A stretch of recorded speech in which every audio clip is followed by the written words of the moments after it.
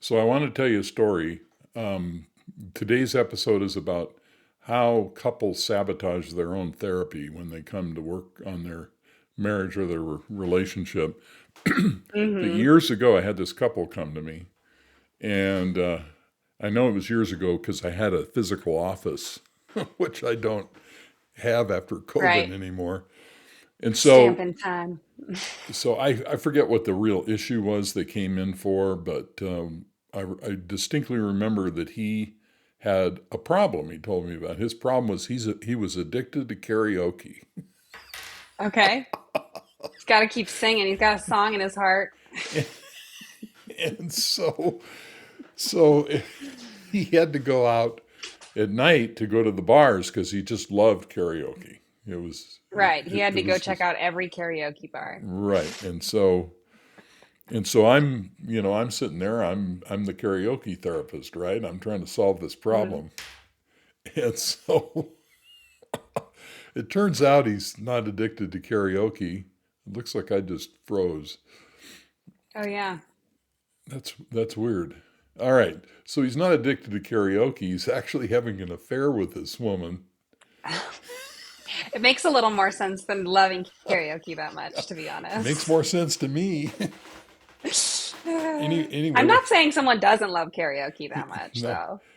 And, and he was so proud of himself, he bought her an SUV. So The he's still the married, and girl from karaoke. yeah, the girl, he bought her an SUV. Wow. So That's not going to go unnoticed. this is the kind of stuff that I get in my office. Oh, I remember what the other story was. I wanted to tell you. Okay. They say confession is good for the soul. Okay. Well, it's good for your soul, not necessarily everybody else's soul. Right. Sometimes you're putting a burden on others. That's well, you can get it off yourself. And so Yeah.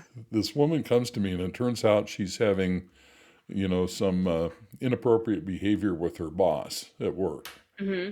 Hmm. and so she feels guilty about it, and she thinks that the way to handle this problem is to confess, her sins to her family. So she goes home and she tells her family all about it. The only problem was the audience was her husband, her 6 year old son, and her 8 year old daughter. So Yeah. this is the kind of stuff that I deal with. Yeah. Yikes. I That's a I bad actually Sunday for the family. I actually showed her to the door. That was way too much. Yeah. I'm like, are your children supposed to even understand what this is? What are you talking about? Anyway, Yeah. anyway, 26 years of that, hundreds of couples, most of which have no psychological insight whatsoever. Hmm. And from a therapist standpoint, it's risky, it's hard work, and you rarely get a thank you. But we're going to talk about the 5 ways couples sabotage their own therapy today. Okay. Well, we're so glad you came to join us at Mastering Thought. We ask you to soar with us. Mark and I have been doing this podcast for about 3 years, I think. Don't you think, Mark? It seems more like 5 years. Done a lot of growing in that time, that's for sure. But Mark's a licensed marriage and family therapist, and I am a massage therapist that does craniosacral therapy. And together we kind of try to have a fresh look at the body. And Mark has some excellent tools that he can teach about how to be more aware and conscious of your life. So, And we would like you very much to support us and like and subscribe, as I'm sure you've heard thousands of times before on YouTube. like and subscribe, and send this video to someone who might benefit from it. Yeah, very much so. So, what are the 5 ways that couples sabotage therapy? Well, I here's bet number. I've done almost all of them. Like my husband and I bet we've done almost all of them. Well, this is your chance to step up and tell the truth. That's right. Yeah, confession. I hope it's not too heavy of a burden on all you guys, though. So number one, blaming instead of owning responsibility. Mm-hmm. And this is really a tricky hole to avoid falling into.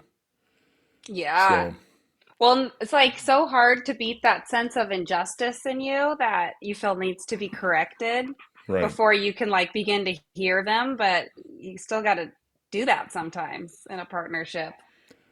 Well, what people don't understand when they go to couples therapy is it is a system, and they have conjointly created a system. They went out and they recruited one another unconsciously without realizing they did it.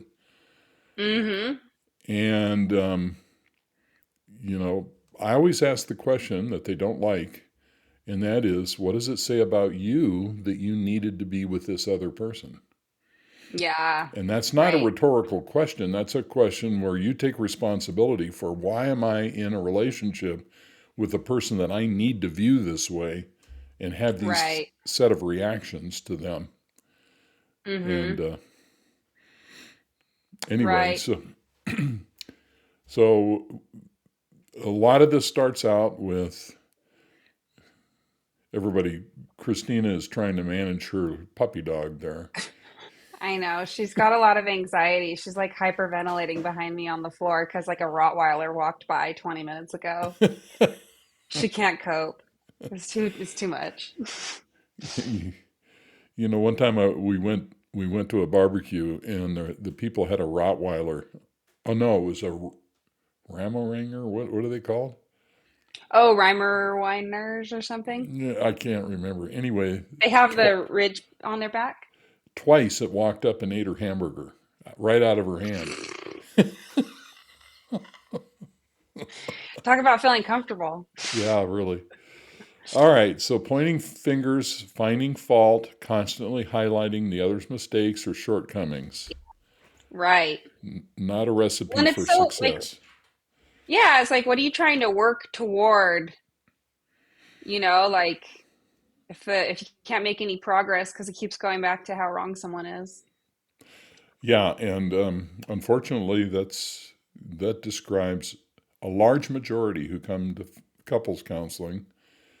They don't Mm-hmm. have an agenda to look at themselves at all. They just want me to fix the Mm-hmm. other person. Mm-hmm. And so the biggest hurdle to overcome initially is to get both people on board with the fact they need to do some personal work. Yeah. It's very difficult to get through that step. Yeah. Okay. All right. So they refuse to self reflect on their part of what's going on, their words, their actions, and take accountability. And I'll give you a good Mm-hmm. example. Not too long ago, I worked with, there wasn't a couple, it was just a man, but he had started doing some inappropriate things with women on the internet, and his wife was furious at him. Um, and it was a threat to their relationship, and he was being seriously punished on a daily basis for Mm-hmm. this you know breach in trust. Grievance. Yeah. Well, it was several sessions into the relationship I had with the gentleman when he finally revealed to me that they hadn't any sexual relations for 11 years. Wow. It's like, what Wow. did How long they? was his relationship with Oh, it was online? just Like the. a few weeks, Oh, okay. and it was probably a bot. I mean, it was just one of those things. Yeah. Yeah. You know, it's just like my ex account. I've got lots of followers. They all look like the same Asian woman. It's kind of strange. Yeah. Cindy. That's her name.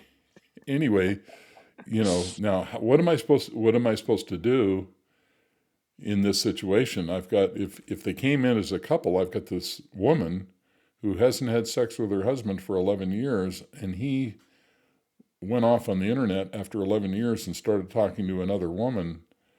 Um, yeah, this is a problem. Yeah. So, It's about really taking some responsibility. So I've never had a couple in therapy um, where there wasn't something for both people to look at. Mm-hmm. And I try to establish that up front, but it's difficult because it Mm-hmm. stalls the process by creating a defensive atmosphere where nobody feels safe. Mm. And you know about the Well, lion and that's unicorn. Go ahead. yeah. Oh, well, I was thinking like on the flip side, that's why when you see like even if a person in the couple has maybe fewer issues, but they choose to work on it first, it's like such a fire igniter for their partner because it's like, oh wow, if even you think that you need to work on it, then what do I need to work on? Right. And I actually recommend that if some people, if a couple's going through a crisis where, somebody discovered one is cheating and how the traumatic and drama filled that can be, I almost Yeah. would rather have them not come to therapy for about 3 months. So they can get calm. Yeah, so they can calm down because when all that drama's going on, it's just almost impossible to do any work that's going to be permanent or productive. So, And well, I like, know what that about sounds people who need to cruel, but express themselves? what's Like, that? should they journal? Like, what about like how can they express themselves in that time so that they don't like implode if it's like that Well, for them? I think it's probably better that they do some individual work. Not couples therapy, just private therapy, Right, because like for themselves. because what's going to happen for the first, many weeks is one person is going to be angry and traumatized, and the other person is going to be guilt ridden, and neither one of them are going to be in a space to do any personal growth work. If you can get them separate, if you can have separate sessions for a while, you can start, burrowing down into what's really going on. Um, Yeah. but when you put them in a room together, it's very difficult for a long period of time. And the last thing I want to do is to tell the injured party that they have to do some personal introspective work. They're not going to want to hear that Yeah. message. Yeah. And so it's a difficult time. It's a difficult situation. But Mm-hmm. eventually there is a time for accountability because there are unconscious emotional forces at work for a long time in these relationships that get into this kind of trouble. Right. Well, and like I've been talking about it with my husband for over the last week, and it's kind of interesting because if there really is no such thing as free will, and your brain sort of makes the choice for you a half a second before you realize it, then it's like you kind of are just rendered to whatever your upbringing and circumstance has been. And the only way to change what your future choices will be is to like work on yourself when you're calm. That's correct. And you just said a mouthful. Um, and Hmm. we're and number five, we're going to get to it later in this session. Number five is going to be about understanding how gigantic the unconscious emotional forces are inside of us. Yeah, those patterns take over. We are animals. Right. Yeah. And the injured party is oftentimes saying, well, what they did was wrong. And okay, so yeah, what they did is wrong, but you don't understand how completely on autopilot people are. You know, yeah, they should make better choices and all. Unfortunately, the human condition is not that good. We're not Hmm. in good shape, and we're really controlled by emotional forces that we're not aware of, and we're not taught to look at. Hmm. And I swear, any one like thing can jump into my day that puts me in a more primal headspace. Right, Like I need to be defensive or whatever. I'm very excited about this thing or whatever, and it's like I'm even on this podcast with you. Like I right, think about it often. Like wow, I think about presence so often, and I'll slip out of it without even realizing it at all for a while. right. Yes, Yeah, it's just we're still animals. the ability to be on autopilot is so innate that it just Yeah. hijacks us at any minute. Yeah, it's an abduction. All right, so the sessions become a battleground of blame. Mm-hmm. And sometimes I'll look at people and say, would you teach your child to blame? Is that something you would teach Mm. your child? And they're like, no, I wouldn't do that. But, you know, Then why are you doing it? Right. yeah, exactly. Right. It helps. That's a good question. Okay.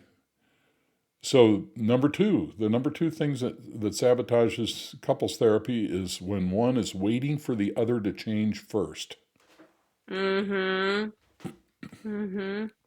And a lot of I times, don't know. Go ahead. no, go ahead. Well, I think I've maybe mentioned it once before, but like I was talking with you about the word preserve, Uh-huh.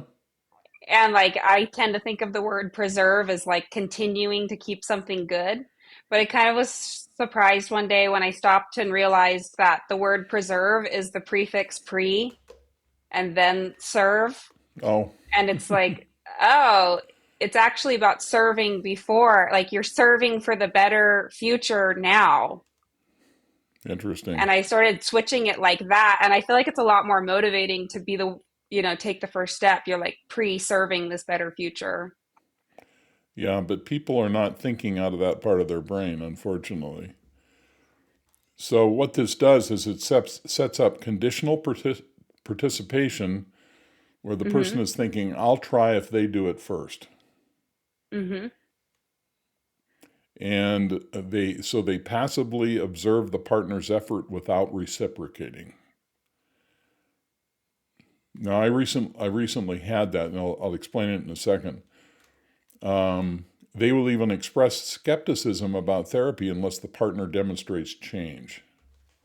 So Mm, their idea is that therapy doesn't work because my partner won't change. And what this does is this fosters resentment, as one partner may feel they're doing all the work. right. And recently, that's exactly what happened. I had a couple who came in, and you know me, I have something very specific I teach people, Yeah.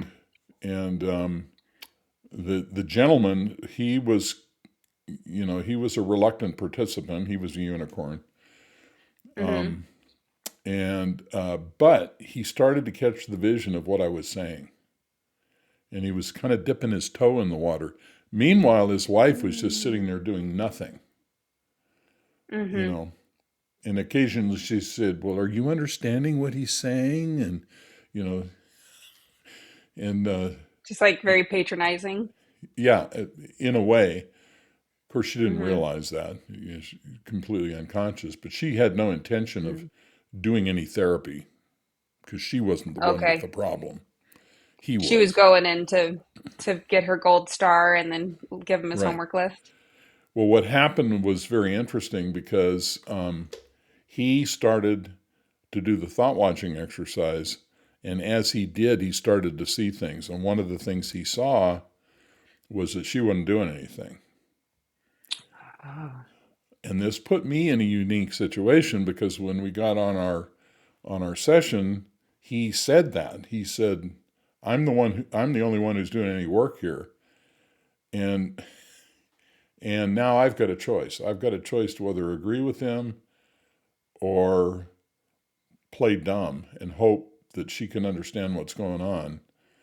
Mm And I didn't feel like I could step in and confront her. hmm. And, Mm because I would have liked to have said, yeah, your wife is basically waiting for you. She's doing nothing here. She's not doing the hmm. homework. She's not doing the assignments. Mm She hmm. thinks you're the one with the problem and she's not actually participating. She's making it look Mm like hmm. it, Mm but I didn't hmm. feel I could get away with being that direct. And so I Like she wasn't ready tried, for it. well, yeah, and I tried to be impartial and but she didn't catch on. She was not involved. Mm hmm. So this is a problem. Yeah. And he became very resentful and ultimately they dropped out of therapy. Mm hmm. So number 3, and this one's big. playing the role of the victim. Mhm. So now let me present to you a hypothetical couple. So, he's a drunk and a womanizer and he's violent and he can't hold a job. Not good. She's beautiful and loves Jesus and reads her Bible every day. Now, which one of them has the problem?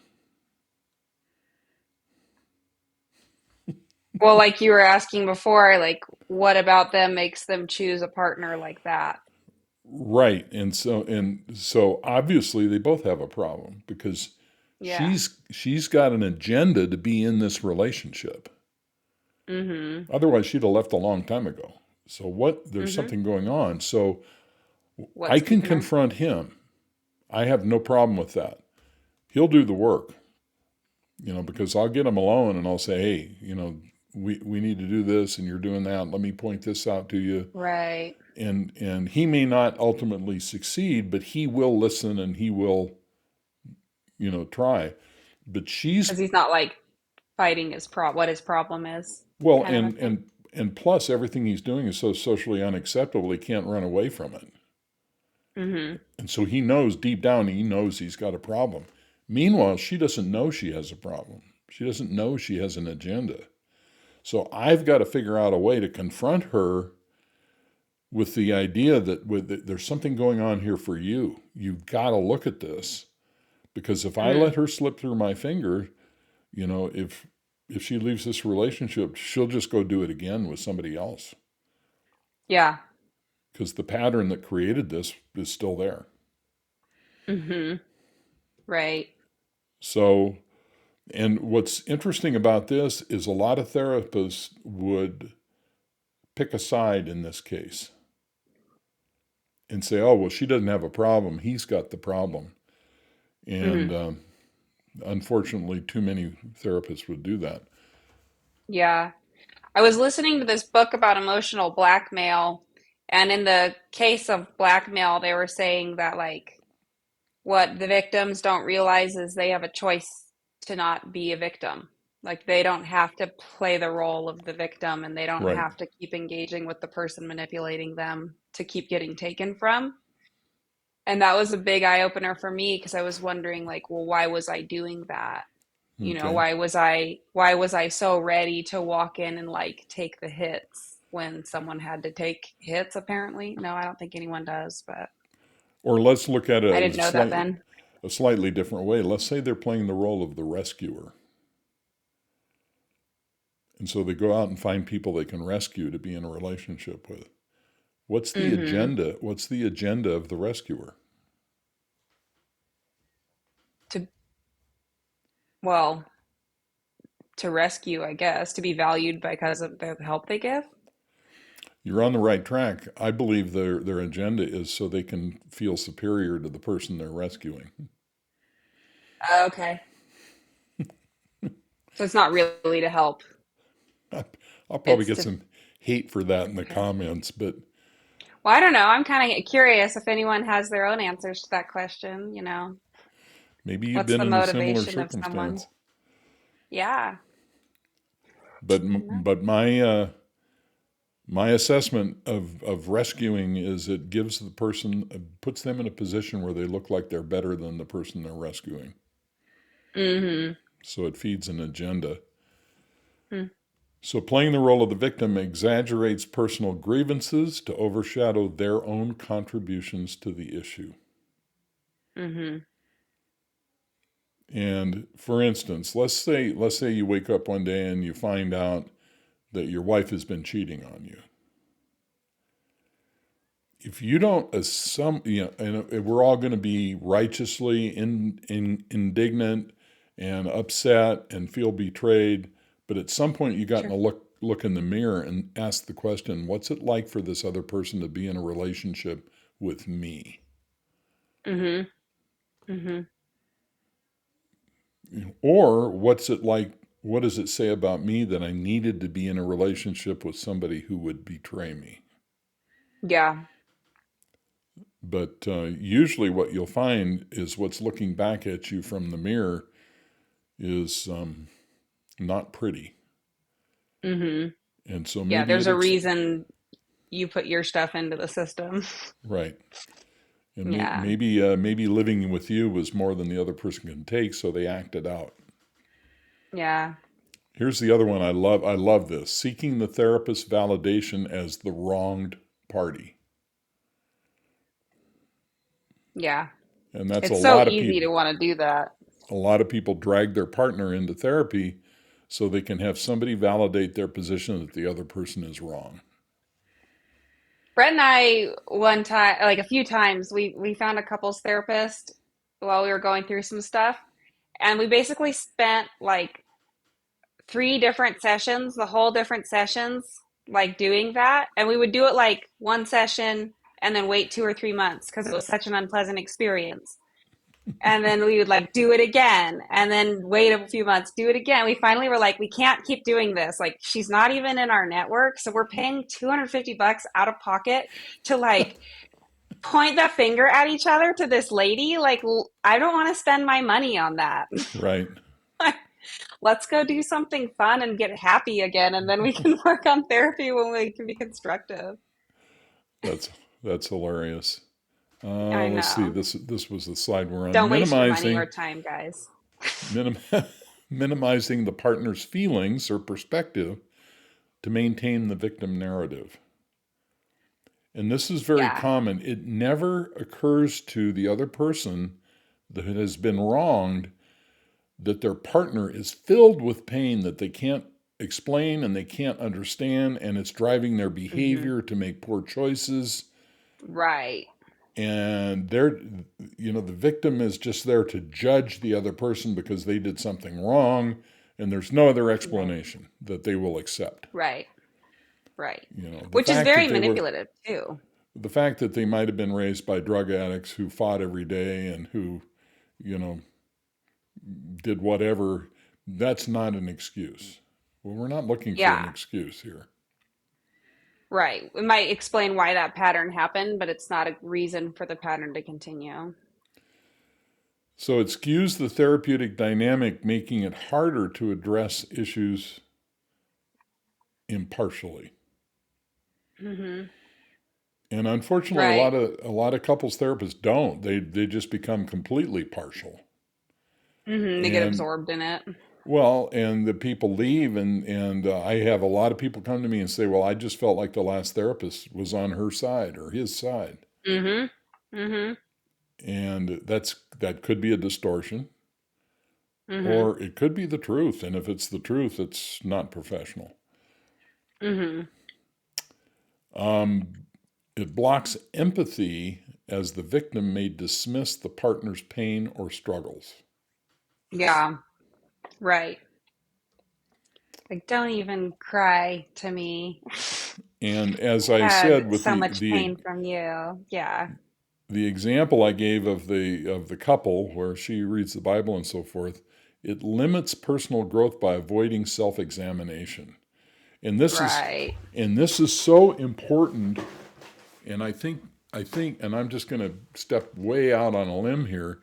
I believe this is where feminism has really let women down Mm, because they've encouraged women to believe they're victims, so they skip the personal growth part and the self mm, examination. They don't have to do that if they can just say the man is bad and I just, randomly made a poor choice and there's no reason for it.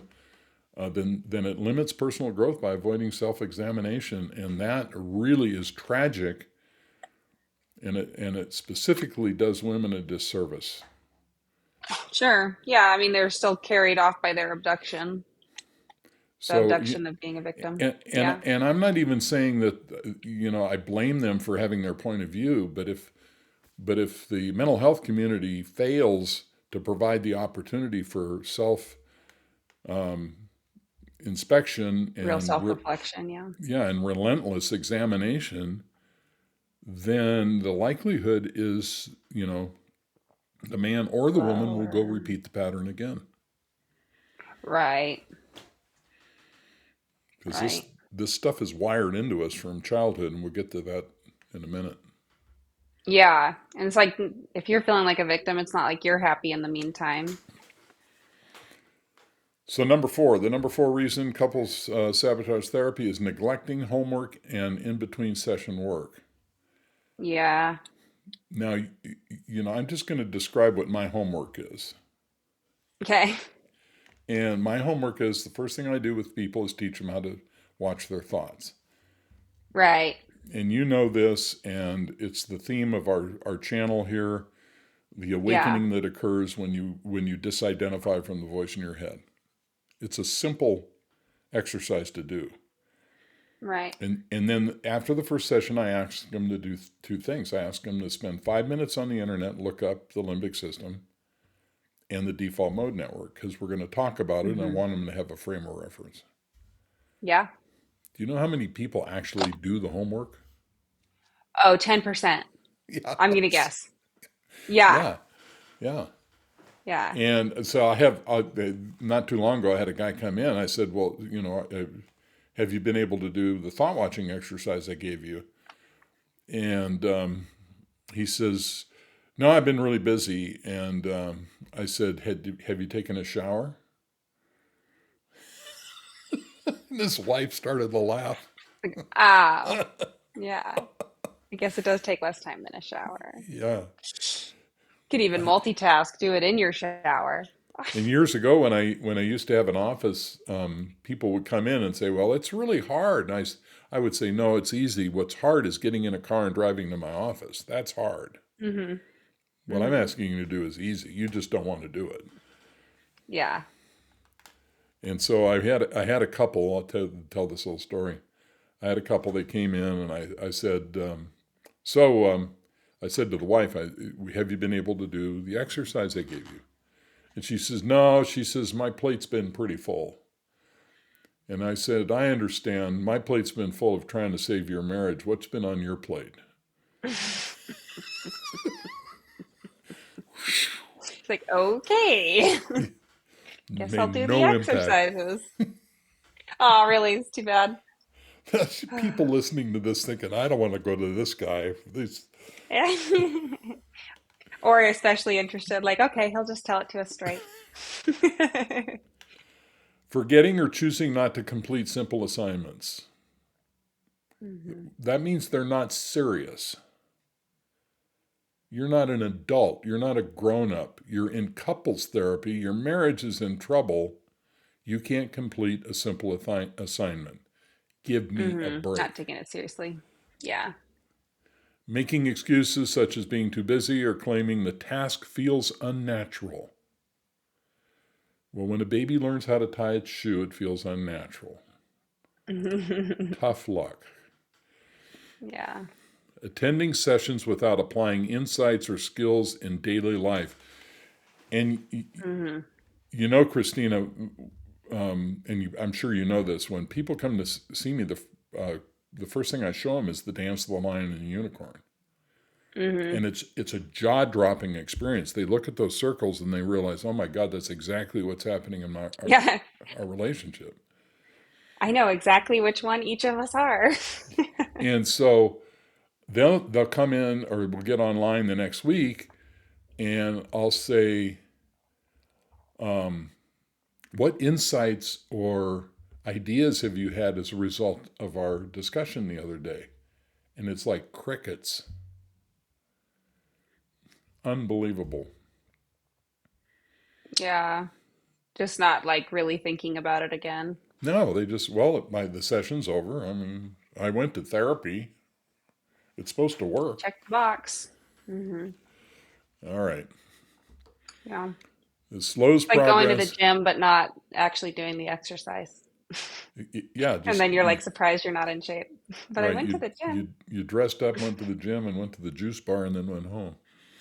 Yeah. Why am I not getting ripped biceps right now? Therapy doesn't work. Yeah.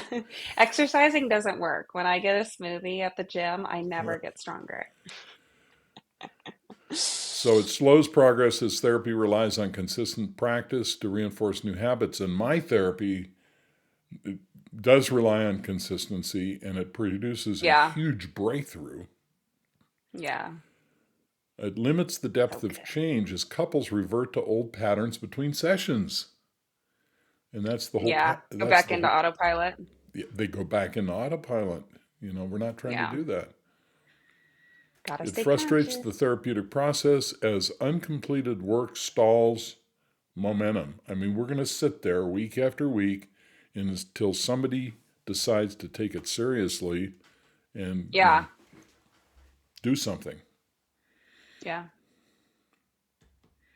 Okay, number 5, the last one.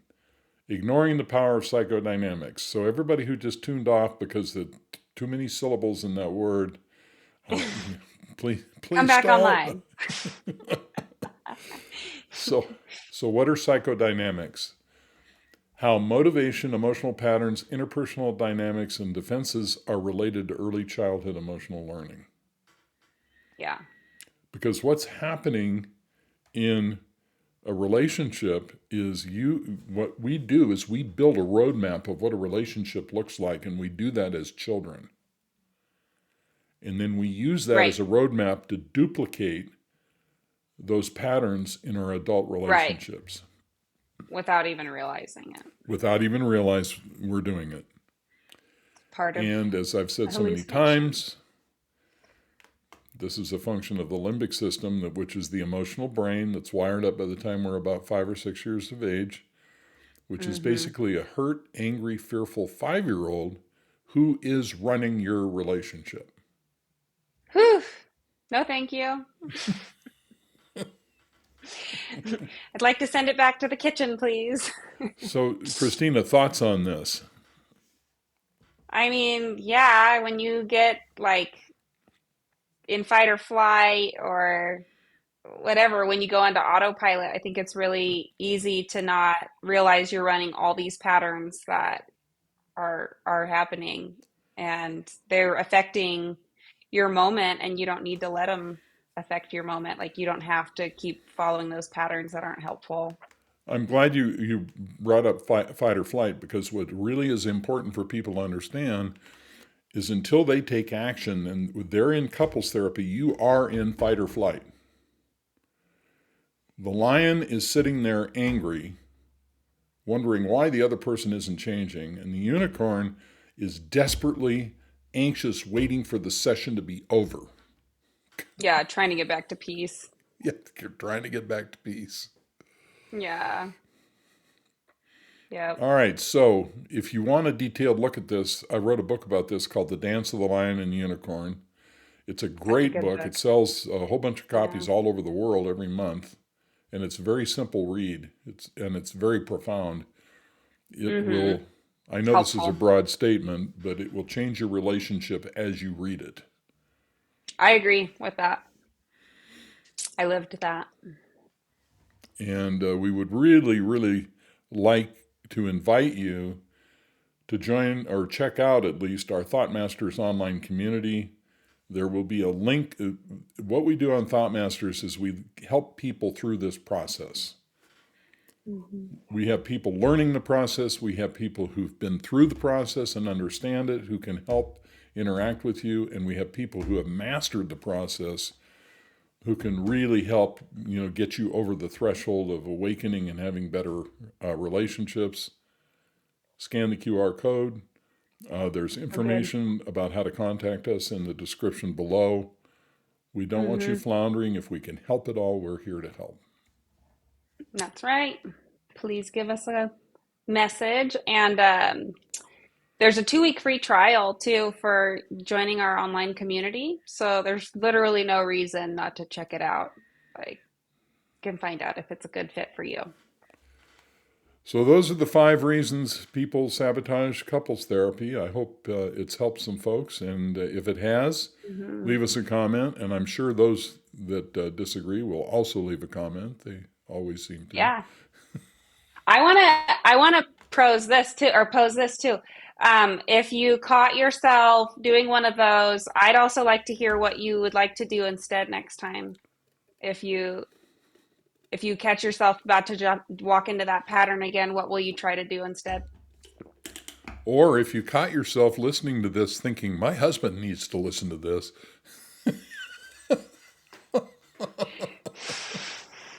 Then think about what maybe you need to listen to in it. Just a thought. Speaking from personal experience. All right, everybody. Thanks so much for listening. We hope you enjoyed it, and we'll be back with more later. We'll see you on the next video. Bye bye.